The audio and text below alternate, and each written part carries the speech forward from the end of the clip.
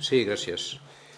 Bé, certament l'hem transaccionat amb el govern. La transacció ha consistit bàsicament en ubicar al costat de cada demanda que hi havia formulada a l'Estat i la Generalitat de Catalunya. Per tant, el que estem fent és una proposició que exigeix un conjunt de coses respecte de l'Estat, a Catalunya i més concretament a Barcelona, i també a la Generalitat.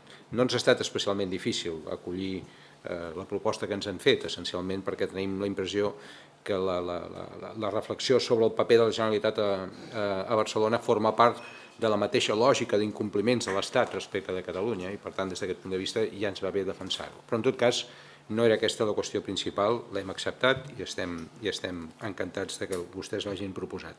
Sobre l'argumentari és relativament senzill. Les pròpies dades de la Intervenció General de l'Estat, depenent del Ministeri d'Hisenda, van expressar no fa gaires dies que l'Estat havia executat únicament 740 milions dels 2.068 pressupostats a Catalunya per l'any 2021, un 22,7% menys que l'any anterior. Aquests 740 milions van representar només el 35,8% de la inversió pressupostada, sent el percentatge d'execució més baix de tot l'Estat quan la mitjana estatal es va situar a l'entorn del 67%.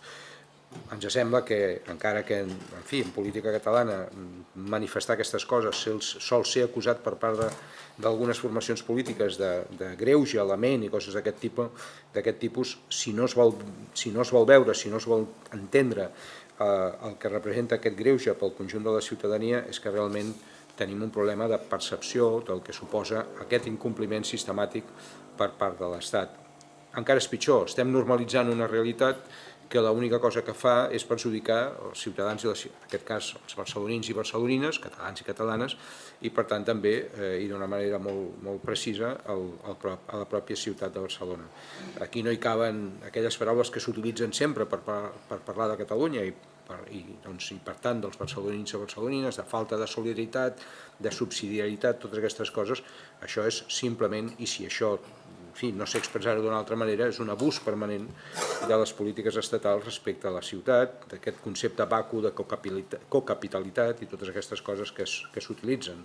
De cada 3 euros promesos a Catalunya només en va arribar un, de cada 3 euros promesos a Madrid en van arribar gairebé 6, i podríem continuar amb la distribució que s'ha anat fent amb cadascuna de les altres comunitats autònomes. El grau d'execució a Madrid 184, Castella la Manxa 120, La Rioja 118, Aragó 109. Ens sembla que la pregunta que ens hem de fer és, bé, estan vostès al govern estatal, seria lògic pensar que aquestes dinàmiques haurien de ser com a mínim una mica diferents.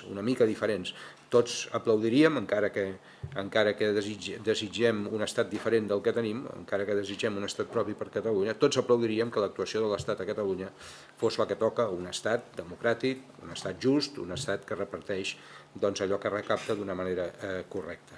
Bé, el motiu de la proposició era ben precís, que ens expliquessin a la ciutadania de quina manera aquest baix nivell d'execució de les inversions de l'Estat a Catalunya afecten a la ciutadania, a la seva economia, i en conseqüència de quina manera el conjunt del teixit productiu, l'ocupació, les famílies i les persones en resulten afectades. Perquè el problema és que acostumem a parlar d'inversió com si fos una realitat abstracta i al final tot això repercuteix en el conjunt d'aquests efectes, d'aquests elements que ara he mencionat. El PIB de la ciutat, l'ocupació, les famílies i les persones.